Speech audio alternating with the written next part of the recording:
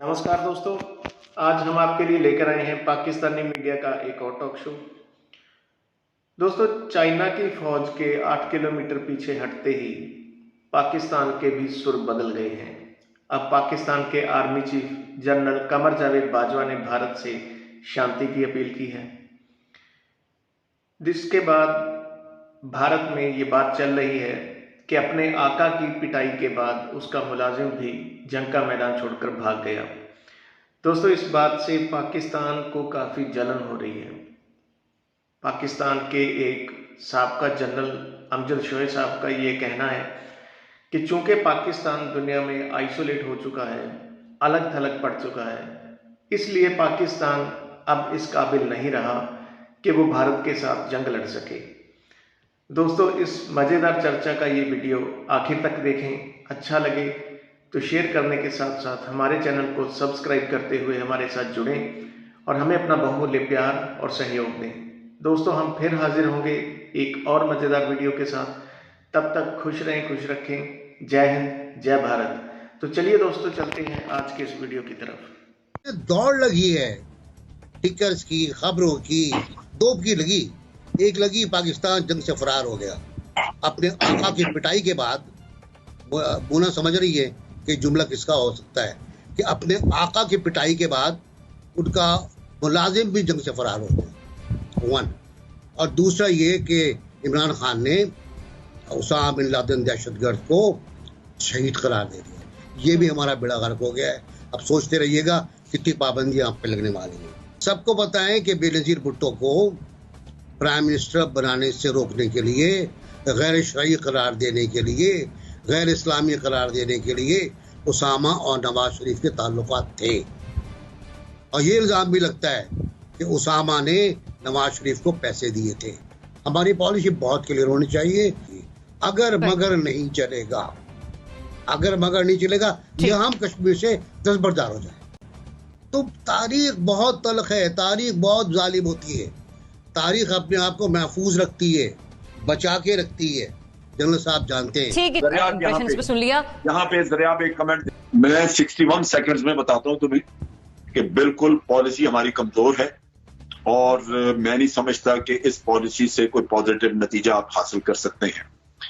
इस पॉलिसी में कोई फिनेस नहीं है। तो ये तो सूरत हाल जैसे जैसे बदलती है, लोग अपने स्टांस भी और चीजें बदलते रहते हैं। लेकिन कल के बारे में जो आपने बात की, देखिए बात ये है, मेरी स्टेटमेंट ये थी कि हमने पहले 2-3 जंगें लड़ी हैं कश्मीर के ऊपर, और अगर इसके बाद भी कोई जंग होती है तो वो कश्मीर पे ही होगी, पाकिस्तान। लेकिन ये मैंने साथ ये कहा था कि हालात हमारे बदल गए हैं, जहां पे हम इंटरनेशनली आज आइसोलेटेड हैं किसी हद तक। और वो आपने देख लिया कि जब अमेरिका की रिपोर्ट आई है अभी टेररिज्म के ऊपर, तो मलबा सारा पाकिस्तान के ऊपर, और पाकिस्तान को उसमें मुलव्वस किया जा रहा है कि आप टेररिज्म में उनको टेररिस्ट को सपोर्ट कर रहे हैं। ये वो चीज है जिसके लिए पहले मेहनत की जरूरत है कि आप अपनी क्रेडिबिलिटी दुरुस्त करें, जो हमारी फॉरेन पॉलिसी में नहीं हो रही। इस बात की जरूरत है कि आपके 70,000 लोग मारे गए और आपके सर से ये फिर भी टैग लगा रहा आपके माथे पे कि आप टेररिज्म कराते हैं। आपको पता है कि अमेरिकन सोच क्या है। अफगानिस्तान से अब जितना भी टेररिज्म हमारे खिलाफ होता है, कोई सोच सकता है कि नेटो और अमेरिका को पता नहीं होगा, उनकी नाक के नीचे सारा टीटीपी वहां से करती है, और लेकिन वो उसका नाम नहीं लेते। उस रिपोर्ट में जो अमेरिकन कांग्रेस ने छापी उसका कहीं जिक्र ही नहीं है। तो पाकिस्तान को एक डॉक में खड़ा किया हुआ है।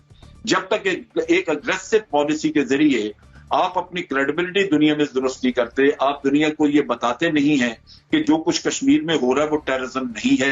यही पॉइंट है। हिंदुस्तान पर इस तमाम जो सिफारतकारी कह लें, कुछ भी कह लें आप, इसका असर क्या हुआ? कोई असर नहीं।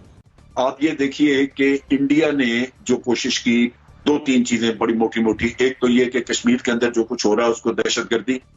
दूसरा ये कि जो वहां पे आर्टिकल 370 खत्म किया तो उसको यूनियन टेरिटरी में कन्वर्ट किया। वो ये इश्यूज वो थे जिन्होंने खुद ब खुद इस किस्से को इंटरनेशनलाइज किया। हमारे लिए ये एक अपॉर्चुनिटी थी कि ये जब दुनिया में उठ गया किस्सा तो अब हम इससे भरपूर फायदा उठाएं, लेकिन हमने ये नहीं किया।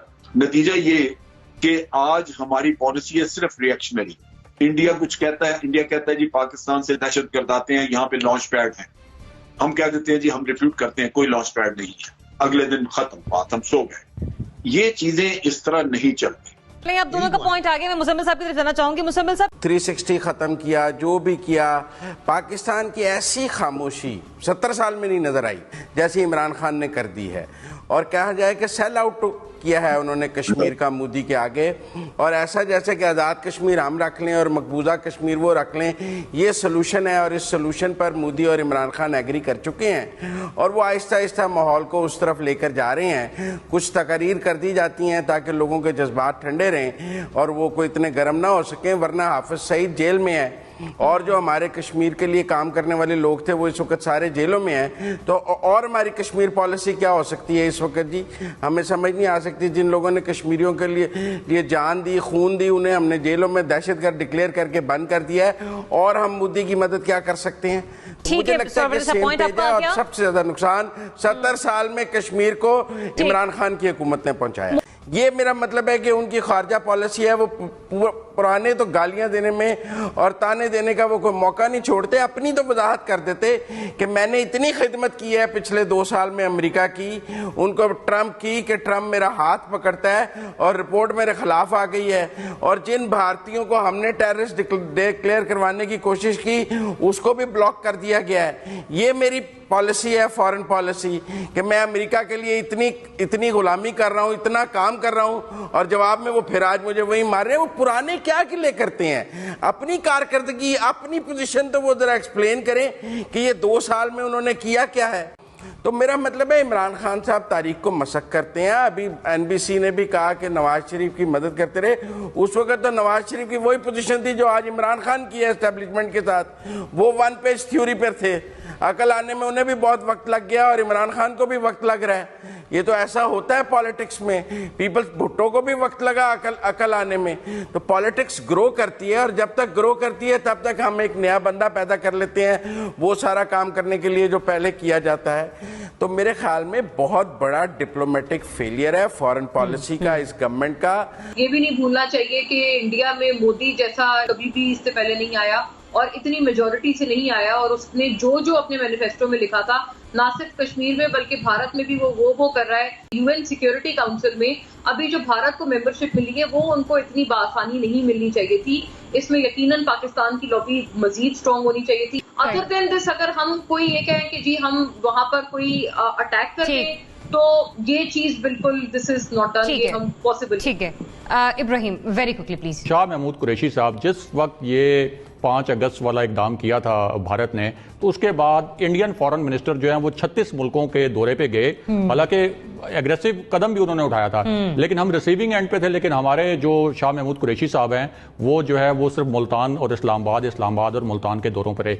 मुसलमान ने हमेशा नुकसान उठाया जब उनकी अपनी सफों के अंदर मीर कासिम मौजूद अच्छा जनाब साहब, आप मुझे सेगमेंट कंक्लूड करने का मौका दें, मुझे ब्रेक की तरफ जाना है। वरना इंडिया किसी न किसी की मदद से हुकूमतें बनाता रहेगा और आपको जलीलो खार करता रहेगा। चर्चा से आपको अंदाजा लग ही गया होगा कि अब पाकिस्तान के लोग चीन का राग अलापना छोड़कर अपने देश की विदेश नीति दुरुस्त करने की बात कर रहे हैं। ऐसा ही भी है, भारत से पाकिस्तान की अगर जंग हुई तो उसमें उसके आका चीन न पहले ही पाकिस्तान का कोई मदद कर पाया था और न भविष्य में ही कर पाएगा।